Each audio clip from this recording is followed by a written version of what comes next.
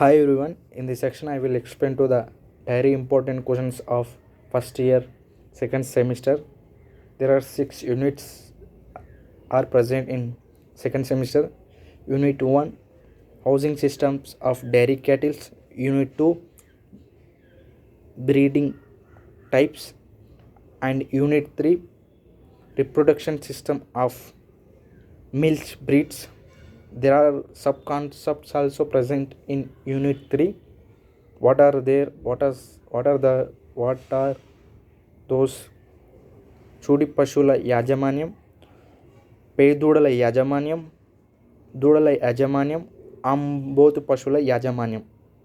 These are sub concepts of Unit 3. And Unit 4, dairy farm records, benefits of dairy farm records.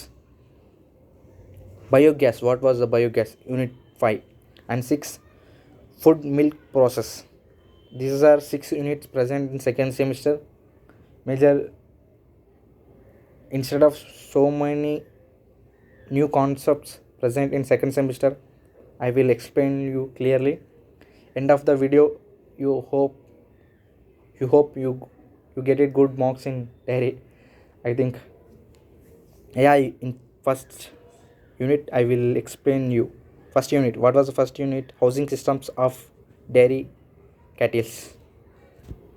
Yeah, housing systems. పశువులకు ఎందుకు షెడ్లు వేస్తాం? Clarity. Hope you we know this answer. Hope you మీ అందరికి గెలిచి answer నేను అనుకుంటున్నా. ఎందుకు వేస్తాం? ఎండ కొట్టకుండా, వాన పడకుండా, వానలు తడవకుండా. ఈ రీజన్స్ తెలుసు కదా మీకు? తెలుసు. పాడి పశువులు గృహాన్ని అది షెడ్ని కలిగించేటప్పుడు అంటే షెడ్ వేసేటప్పుడు తీసుకున్న జాగ్రత్తలు ఏమేంటి? మామూలుగా డైరీ పెట్టినోడు ఎవడైనా షెడ్ వేస్తాడు. లూజ్ హౌసింగ్ సిస్టంలో మాత్రం ఈ షెడ్ ఉండదు అనమాట. లూజ్ హౌసింగ్ సిస్టంలో కన్వెన్షనల్ హౌసింగ్ సిస్టంలో మాత్రమే ఉంటుంది. పాడి పశువులు గృహం నిర్మించేటప్పుడు ఫస్ట్ తీసుకునే జాగ్రత్త ఏంటంటే గాలి యొక్క వెలాసిటీ 18 నుంచి 25 డిగ్రీల వరకు చెక్ చేసుకోవాలి ఎంత ఉంది అక్కడ అని. 25 వరకు ఉంటే బెటర్. మంచి మన ఫస్ట్ సిమ్టమ్ అదే, మన డైరీ బెటర్ వర్కౌట్ అవుతుంది అన్నప్పుడు వర్కౌట్ అవుతుందా కాదనేది గాలిలో వెలాసిటీ చెక్ చేసుకోవాలి. అండ్ ట్రాన్స్పోర్టు, నీటి సౌకర్యము, కరెంటు, మార్కెటు, మెయిన్ అంతకు మించి అక్కడ నీట్గా ప్రశాంతమైన ప్లేస్లోనే మనం డైరీ పెట్టడానికి ముందుకెళ్ళాలి. ఎందుకంటే బెటర్ బెనిఫిట్స్ మనకు ఉంటేనే మనం అక్కడ రానియగలుగుతాం. లేకపోతే 1 or 2 days, లేకపోతే 1 month or 6 months. These are ఏవేవి మేజర్? కరెంటు, ట్రాన్స్పోర్టు, నీళ్ళు అండ్ గాలి, సూర్యుని డి విటమిన్ కూడా కావాలిగా. మొత్తం షెడ్ వేస్తే సరిపోదుగా, కొంచెం షెడ్, అది కూడా లైట్ వచ్చేటట్లు డిజైన్ చేసి, మనం మామూలుగా చూస్తుంటే ఆ డిజైన్ అంటే ఓకే, మళ్ళీ ఏదో ల్యాబ్ లెక్క అన్నీ పెడితే కష్టం, డి విటమిన్ దొరకదు కదా. ఇందులో ఫామ్లో నిర్మించే బదులు మనం కొన్ని టైప్స్ ఉంటాయి. లూజ్ హౌసింగ్ సిస్టమ్ ఒకటి, రింగ్ హౌస్ సిస్టమ్ ఒకటి, లూజ్ హౌసింగ్ చెప్పిన, రింగ్ హౌసింగ్ సిస్టమ్ ఒకటి, కన్వెన్షనల్ సిస్టమ్ ఒకటి, సింగిల్ స్టోన్ బోర్డ్ సిస్టమ్ ఒకటి, డబుల్ స్టోన్ సిస్టమ్ ఒకటి. రింగ్ హౌస్ సిస్టమ్ గురించి మాట్లాడదాం ఫస్ట్ మనం. రింగ్ హౌస్ సిస్టమ్ అంటే, ఇప్పుడు 10 ఆవులు ఉన్నాయి, దానికి ఫుడ్ ఒక దగ్గర పెట్టేస్తే అవి వచ్చి తింటాయి ఒకటే ప్లేస్లో. సో రౌండ్లో మనం మామూలుగా డైరీ ఫామ్లో ఇట్లా మిషన్ ఇట్లా పోసుకుంటూ పోతే ఆవులు వచ్చి తింటాయి కూడా, అవంతకు అవి వచ్చి అట్లా. దాన్ని రింగ్ హౌస్ సిస్టమ్ అంటారు. లూజ్ హౌసింగ్ సిస్టమ్ అంటే సేమ్ అట్లా ఉంటుంది, కాకపోతే అవి అవంతకవే వెళ్ళి తింటాయి. ఇప్పుడు ఇవంటూ ఒక వాళ్ళు మిషన్లో పోసినంతనే తింటాయి. ఇది రింగ్ హౌస్ సిస్టంలో అవి అట్లుండవు, దానికి తాళ్ళు ఉండవు, దీనిలో కూడా తాళ్ళు ఉండవు. కానీ ఒక ఎండ్ ఆఫ్ ప్లేస్ వరకే ring house range system animals పోతాయి. అదే లూజ్ హౌసింగ్ సిస్టమ్ అట్లా ఉండదు, అవి తినుకుంటే ఎట్లానో పోతాయి. బయట మనం చూస్తుంటాం చేనులలో పొలాలలో అట్లా అవి పోయి తింటూనే ఉంటాయి ఎటు అయినా ఎటు.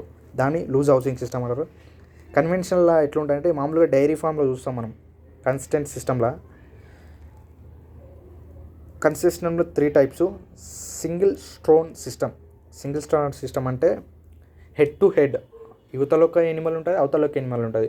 దీని టైలు అవతల లాంటిది, మళ్ళీ అవతల సైడ్, మళ్ళీ దీని టైలు అవతల ఇంకో పశువు ఉంటుంది, దీంతో ఒక్కొక్క సైడ్, దీని తలకాయ ఒక్క సైడ్. అంటే 2 రోస్ ఉంటాయి, 1 2. 1 రో ఏమో తలకాయ, సెకండ్ రో ఏమో టైల్. అర్థమైంది అనుకుంటా. దాన్నేమో రింగ్ స్టోన్ సిస్టమ్ అంటారు. Double stone, best in stone చూసుకోవాలంటే చూసుకోండి, హౌసింగ్ సిస్టంలో ఉంటుంది. ఇంకా ఇంకోటి ఏంటంటే loose housing system, conventional housing system. రెండిట్ల బెనిఫిట్స్, లాభాలు అండ్ బెనిఫిట్స్ మీకు తెలిసి ఉంటాయి. ఎందుకంటే మనం ఫస్ట్ ఇయర్లో ఈ లూజ్ హౌసింగ్, కన్వెన్షనల్ హౌసింగ్ గురించి చదువుకున్నాం. మీకైతే ఒక ఐడియా అయితే వచ్చింది హౌసింగ్ సిస్టంలో ఏమేమి టైప్స్ ఉంటాయి, ఆ టైప్స్లో కన్వెన్షనల్ ఏంది, లూజ్ హౌసింగ్ ఏంది అనేసి. And second unit breeding. Breeding in previous classes also we studied. Selections of individual selection methods. మనం ఎట్లా కనుక్కుంటాం మంచి క్యాటిల్ని, బుల్ మంచిగా స్ట్రాంగ్గా ఉండి స్ట్రెంత్ వైజ్గా ఉంటేనే కదా సెలెక్ట్ చేసుకుంటాం బ్రీడింగ్కి. ఇంటెలిజెంట్ బట్టి స్ట్రెంత్గా ఇంటెలిజెంట్గా అనిపిస్తే దాంతో క్రాస్ చేయించుకుంటాం. దాన్నేమో pedigrees selection method. Individual selection method అంటే ఇంటెలిజెంట్ని దాన్ని బట్టి సెలెక్ట్ చేసుకున్నాం. పెడిగ్రీ సెలెక్షన్ మెథడ్ అంటే మనం రికార్డ్లో యూజ్ చేస్తాం, డైరీ ఫామ్లో అయినా ఏ సిస్టంలో అయినా. మేజర్గా మనం యూజ్ చేయాల్సింది మనకి ఎట్లా తెలుస్తుంది, 4-5 సార్లు అంటే కష్టం అనిపిస్తుంది. కాబట్టి we should maintain the record wise మనం చెక్ చేసి బెటర్ బుల్ ఏది బెటర్గా, ఇంతకుముందు దాన్ని క్రాసింగ్ చేయించినాం అది బెటర్గా మిల్క్ ఇస్తుంది అని మన రికార్డులో చూస్తుంటే మనం రాసినప్పుడు ఐడియా వచ్చినప్పుడు దాన్ని సెలెక్ట్ చేసుకొని బ్రీడ్ని ఎంచుకుంటాం రికార్డ్ వైజ్గా. దాన్నేమో పెడిగ్రీ సెలెక్షన్ మెథడ్ అంటారు. సబ్ సెలెక్షన్ మెథడ్ అంటే ఇండివిజువల్ ఒకటే బ్రీడ్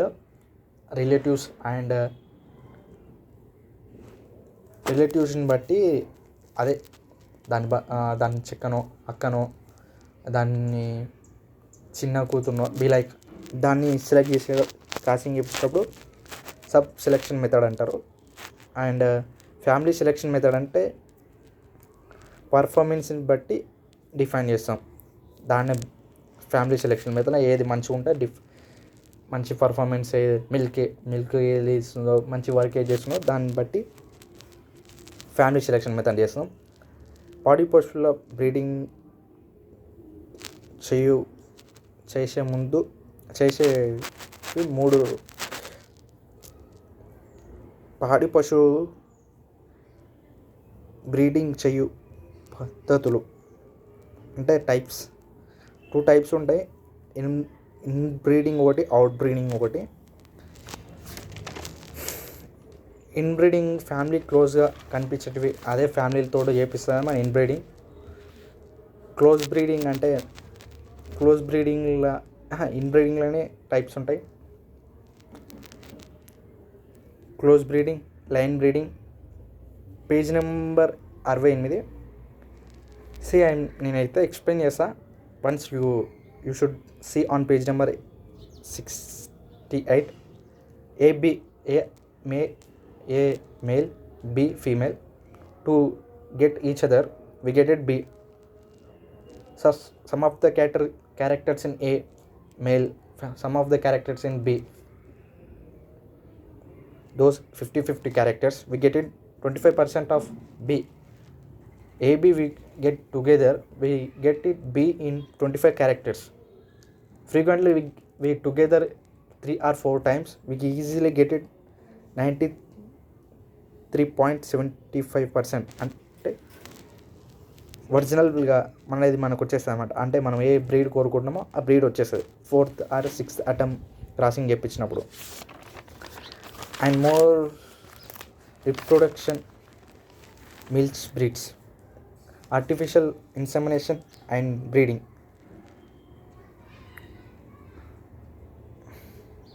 పశువులు ఎద లక్షణాలు మనకు తెలిసే ఉంటాయి. పశువులు ఎదకాలం 18 నుంచి 24 గంటలు ఉంటుంది. గేదెలేమో 24 నుంచి 36 గంటలు ఉంటాయి. మొదటి దశ, రెండో దశ, మూడో దశ, నాలుగో దశ అని టైప్స్ ఉంటాయి. ఎందుకంటే అది గర్భం దాల్చినప్పటి నుంచి ఆఫ్టర్ 9 month గెస్టేషన్ పీరియడ్ వరకు దశలు ఉంటాయి కదా. ఆ దశలను పేజ్ నెంబర్ 70లో ఆ దశలు ఒక్కసారి రివైజ్ చేసుకోండి. And second one breeding. పాడి పశువులలో ఎదను గుర్తించుటకు కొన్ని సూచనలు ఏంటంటే, గేదెలు ఎండాకాలం ఎదకు వస్తాయి కానీ లక్షణాలు కనిపించవు. ఎందుకు కనిపించవు అంటే ఎండాకాలం మంచి ఫీడింగ్ దొరకదు ఏది గేదెలకు, అందులో పోషక అన్ని విలువలు దొరకదు. అలాంటప్పుడు ఆ ఇతర లక్షణాలు బయటకు పడడం కష్టం.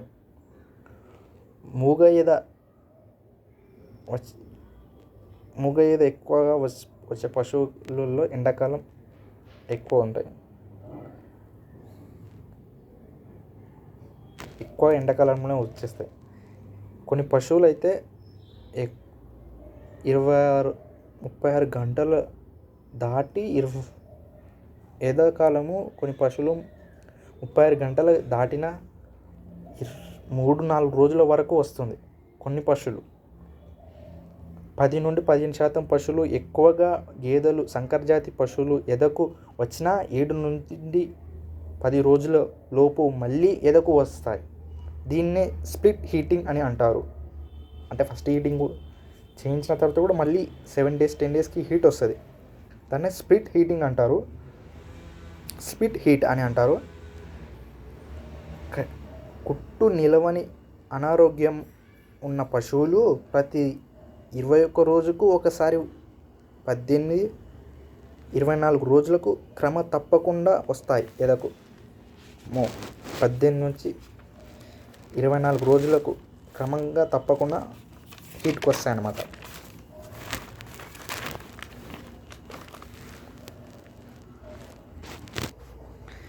ఎక్కువ కాలంలో 3-4 రోజులు లేకపోయినా ప్రతి వారం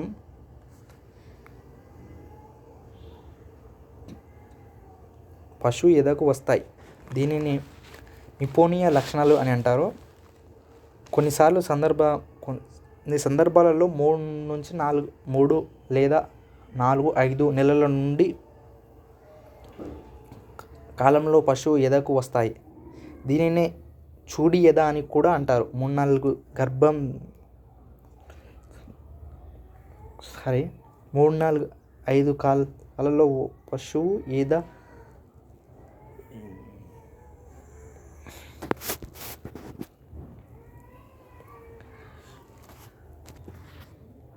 కొన్నిసార్లు సందర్భాలలో 3-5 నెలల చూడి కాలంలో పశువు ఎదకు వస్తుంది. దీనిని చూడి ఎద అని అంటారు. వీటిని ఇన్సెమినేషన్ చేస్తే ఏమవుతుందంటే లోపల ఉన్న చనిపోవడం. ఆ పీరియడ్ అదే లోపల గర్భం దాల్చింది ఎఫెక్ట్ అని అన్నారు వన్ ఆఫ్ ఫ్రెండ్. మూగ ఈద ఎందులో వస్తుంది తిట్టకండి, తెలుసు మీకు కూడా. అదే గేదెలలో ఎక్కువ మూగ ఈద ఉంటుంది. దాదాపు 60% గేదెలకు మూగ ఈద వస్తుంది. అంటే బర్రెలకి ఎక్కువ మూగ ఈద అనమాట. మెయిన్గా ఆగస్టు మార్చులోనే ఎదకు వస్తాయి ఏవి బర్రెలు. 50% గేదెలు పునరుత్పత్తి సంబంధించిన సమస్యలను ఎద లక్షణాలను సరిగ్గా గుర్తించకపోవడం వల్లనే కలుగుతుంది. అంటే మనం గుర్తించలేకపోవడం వల్లనే కలుగుతాయి అన్నమాట. గేదెలు ఎండాకాలం 24 లేదా 36 గంటలు, ఎదకాలం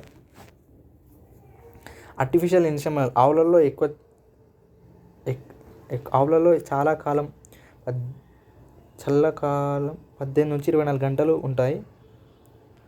మనం ఇంతకు పూర్వం తెలుసుకుంటే అదే గేదెలలో 24 నుంచి 36 గంటలు వరకు వస్తున్నాయి. ఎదకు పశువులు అది వచ్చిన 12 నుంచి 14 గంటల లోపు గర్భం చేయాలి. ఏమైనా కన్ఫ్యూజన్ ఉంటే పేజ్ నెంబర్ 73 ఒక్కసారి రివైజ్ చేసుకోండి. చూడి పశువుల యాజమాన్యం. చూడి అంటే ఏంటి? చూడి కాలం అంటే సంయుక్త జీవనం ఏర్పడిన తరం నుంచి బేబీ బయటకు వచ్చేంత వరకు చూడి కాలం అంటారు. చూడి పశువుల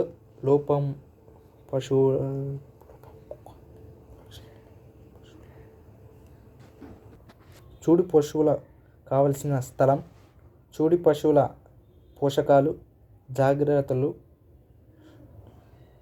ఈనిన తర్వాత తీసుకునే జాగ్రత్తలు, ఇవన్నీ చూడి పశువుల యాజమాన్యంలో పేజ్ నెంబర్ 76 ఒక్కసారి రిపీట్ చేసుకోండి. అండ్ ఈ చూడి పశువుల యాజమాన్యం కొంచెం డెప్త్గా ఉంది. అంటే మనకు ఇంటర్మీడియట్లో అంత తక్కువ ఉండే అనమాట, కొంచెం ఎక్కువ ఉంది, చూసుకోండి.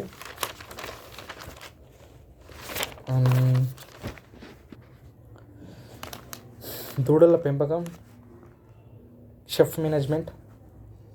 దూడలు పుట్టినమ్మనే శ్లామ పొరను శుభ్రం తీసేసి శ్వాస ఆడేటట్లు చూసుకోవాలి. బొడ్డును కత్తిరించాలి. పింజరాయిడ్ అంటించిన తర్వాత కూడా పింజరాయిడ్ అంటియాలి. జుండు బాల్ లాగించాలి. 6 నెలలు వస్తే దాన్ని వేయింగ్ చేయాలి, అంటే తల్లి నుంచి దూరం చేయాలి. ఇది దూడల పెంపకం మనకు తెలుసు కాబట్టి ఒకసారి జస్ట్ చెప్తున్నా. పేదూడల యాజమాన్యం. పేదూడల యాజమాన్యం అంటే మగ దూడల నుండి వేరే చేయడం, అంటే తల్లి నుండి పెద్ద మగ దూడలను వేరే చేయడం. షెల్టర్ అంటే దూరం చేసినాక షెల్టర్, పోషకాలు, కృత్రిమ గర్భధారణ, అవి కూడా అడల్ట్ అవుతాయి కాబట్టి కృత్రిమ గర్భధారణ. నాటు ఆవులేమో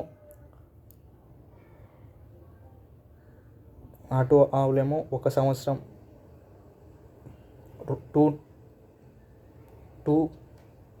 to 1.5 సంవత్సరాలకు వస్తాయి. సంకర జాతులు అంటే 1.5 to 2.0 సంవత్సరాలకు వయసు. గేదెలనేమో 2.5 and 3.0 వయసు. ఆ కృత్రిమ గర్భధారణ ఆ టైం అన్నమాట. కృత్రిమ గర్భధారణ చేసే టైం అంటే అవి హీట్కి వచ్చాయి, ఆ టైంకి వచ్చేస్తే హీట్కి వస్తాయి.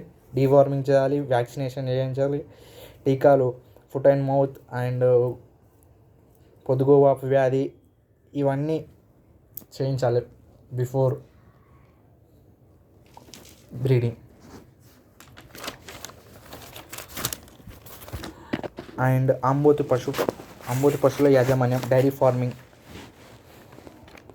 ఇది కూడా ఆంబోతుల యాజమాన్యం పేజ్ నెంబర్ 86 ఒక్కసారి చూసేసుకోండి. వివిధ టైప్స్ ఆఫ్ రికార్డ్స్ మనం మేజర్గా డైరీ ఫార్మ్స్లో రికార్డ్స్ మెయింటైన్ చేస్తాం. ఎందుకు మెయింటైన్ చేస్తామంటే మనకు ఒక గుడ్ రిజల్ట్ మనం అనుకున్నంత మనకు ఈరోజు ఒక వారం వరకు 50 లీటర్లు పాలు ఇస్తాయి, రోజు ఒక 54 వస్తాయి, 57 ఇస్తుంది, 56 ఇస్తుంది, 52 ఇస్తుంది. అలా ఒక నెల మొత్తం నువ్వు ఎలా గుర్తుపెట్టుకోవాలంగా కష్టం కదా. అందుకే మనం రికార్డ్స్ మెయింటైన్ చేస్తామంట. వివిధ రికార్డులు ఉంటాయి మన దగ్గర, మన డైరీలో. కల్లింగ్ అండ్ సెలెక్షన్ రికార్డ్ ఒకటి, ఇంకా డైరీ ఫామ్ వివిధ రికార్డులు, వివిధ రికార్డులలో చూసుకుంటే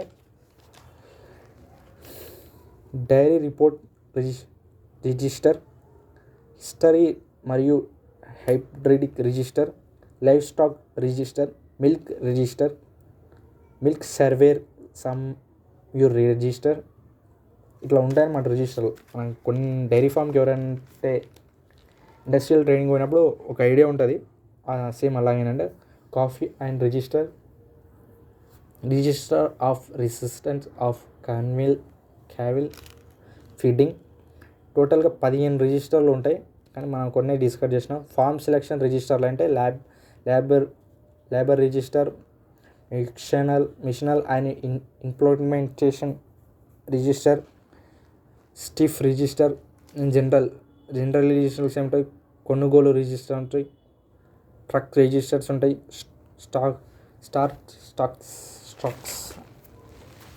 స్టాక్ అండ్ రిజిస్టర్ రికార్డ్ ఒకటి ఉంటుంది. మెయిన్గా బయోగ్యాస్, బెనిఫిట్స్ ఆఫ్ బయోగ్యాస్. మనం బయోగ్యాస్ని ఎప్పటి నుంచి యూజ్ చేస్తామంటే 1930 సంవత్సరంలో భారత శాస్త్రవేత్తలు కనుగొన్నారు. బయోగ్యాస్ కలిగిన ఉపయోగాలు అంటే మామూలుగా బయోగ్యాస్ ఎందుకు యూజ్ చేస్తాం, వంటలకు దీనిలకు యూజ్ చేస్తాం. నేడు భారతదేశంలో 48.4 crores పశువులు ఉన్నాయి. వాటిలో 19.8 కోట్ల టన్నుల పేడ ఉత్పత్తి చేస్తుంది. మళ్ళీ దాన్ని ఏం చేస్తాం, మామూలుగా ల్యాండ్ పోస్తే వస్తాయి, కానీ అందరి దగ్గర డబ్బులు ఉండవు. ఆ పేడ తీసుకొని ల్యాండ్లు వేసుకొని ఫార్మింగ్ చేసే కెపాసిటీ కొందరి మిడిల్ ఫ్యామిలీస్ మరి పూర్ ఫ్యామిలీస్ ఆ పెండని తెచ్చి కల్టివేట్ చేసి చేయలేరు. కాబట్టి అంత పేడను అందరూ యూజ్ చేసుకోలేరు. సమ్ మెంబర్స్ కొందరు దాన్ని మల్టిపుల్గా బయోగ్యాస్గా ఇట్లా యూజ్ చేసుకుంటున్నారు. కొందరైతే బల్వా ఉన్నోళ్ళు, ఎక్కువ ఉన్నోళ్ళేమో ఫార్మింగ్ చేసుకుంటున్నారు. అందరికైతే ఇది యూజ్ కాదు. ఎందుకంటే యూజ్ కాదంటే ఒక చిన్న కుటుంబ రైతుకి ఆవు పేడని తెచ్చి చేనులో వేసే అంత ఉండదు. ఏమున్నా ఓ పొటాషియం ఆల్టర్నేట్గా అవి మందులు తెచ్చి చేను కొట్టుకొని క్రాప్ తీసుకుంటాడు తప్ప న్యాచురల్గా తెచ్చి పేడని తెచ్చి చేనులు వేసి పంట తీసేంత కెపాసిటీ అయితే ఉండదు. సుమారు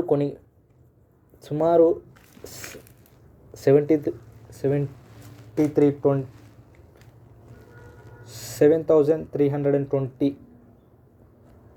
కోట్ల క్యూబిక్ మీటర్ల బయోగ్యాస్ ప్రతిరోజు ఉత్పత్తి చేసుకోవచ్చు.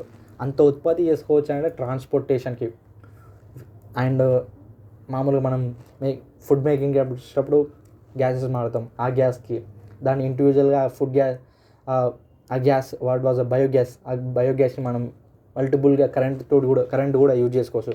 ఇంకా మోర్ అండ్ మోర్ ఉంటాయి. పేజ్ నెంబర్ 19 పక్క క్వశ్చన్ అయితే ఇలా వస్తుంది, కాన్ఫిడెంట్గా చెప్పొచ్చు. CS page number is 19. పొదుగు నిర్మాణం పేజ్ నెంబర్ అది కూడా 92.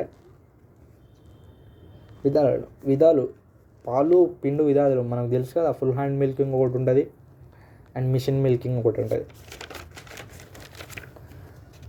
Cough and rest okay fast and full hand milking చేస్తే బెటర్ అంటావా, మిల్స్ మెకానికల్గా మిషన్స్ యూజ్ చేసి మిల్క్ తీసుకోవడం బెటర్ అంటావా అంటే రెండు బెటరే. 2-3 ఆవులు 4 ఉన్నవాడు ఫుల్ హ్యాండ్ మిల్కింగ్ చేస్తేనే చాలా బెటర్.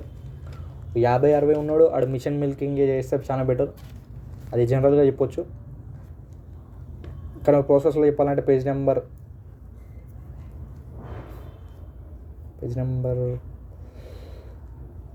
19లో చూసుకోవచ్చు. 95 పేజ్ నెంబర్. పరిశుభ్రమైన పాలు ఉత్పత్తి చేయాలంటే తీసుకున్న జాగ్రత్తలు ఏమేమి ఉంటాయి? మంచి నీట్గా క్లీన్ ఫార్మ్ని నీట్గా చేయాలి. అండ్ అందులో పాలు ఇచ్చేటప్పుడు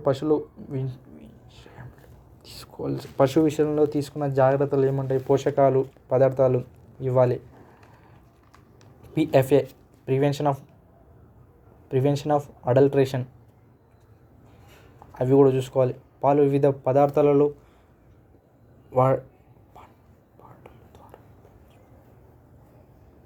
ఫ్లో చార్ట్ ఉంటుంది, ఏదంటే పాలను యూజ్ చేసుకుంటే ఏమేమి చేసుకోవచ్చు అని. అంటే పెరుగు చేసుకుంటాం, పెరుగు చేసుకుంటాం, నెయ్యి వేసుకుంటాం, బటర్ వేసుకుంటాం. అట్లా ఒక ఫ్లో చార్ట్ అంటే పేజ్ నెంబర్ 101. ఒక్కసారి ఫ్లో చార్ట్ చూడండి, ఈజీ, ఇట్స్ చాలా ఈజీ. ఎనీవేస్ ఇదే లాస్ట్ ఫ్లో చార్టే లాస్ట్ అనమాట. టోటల్గా నేను చెప్పినవన్నీ ఒక్కసారి రివైజ్ చేసుకోండి. కొత్తగా వచ్చిన యూనిట్స్ అంటూ మనకు అన్నీ రిలేటెడే, కాకపోతే కొంచెం డెప్త్గా ఉన్నాయి. ఓ బయోగ్యాస్ ఉంది కానీ అది 1 or 2 మార్క్స్ ఇంటర్మీడియట్లో అడిగాడు. 1 మార్క్ క్వశ్చన్ అది, 2 మార్క్స్ క్వశ్చన్ అది. కొంచెం మళ్ళీ ఒకసారి చెక్ చేసుకోండి. ఎనీవేస్ మొత్తానికైతే ఇవి ఇంపార్టెంట్ క్వశ్చన్స్, మంచి ప్రిపేర్ కాండి.